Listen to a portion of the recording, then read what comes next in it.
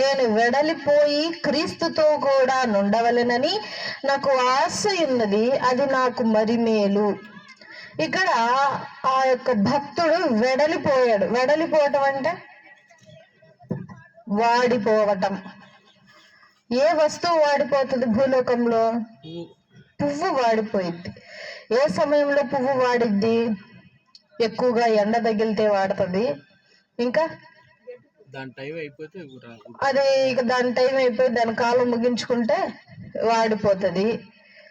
లేదు దానికి అసౌకర్యంగా ఉన్నా సరే వాడిపోయింది. సో అట్టి విధంగా నేను వాడిపోయాను.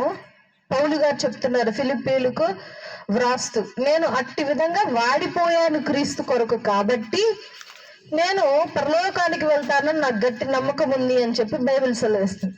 కాబట్టి మనము కూడా వాడిపోవాలి అని చెప్పి పౌలు గారు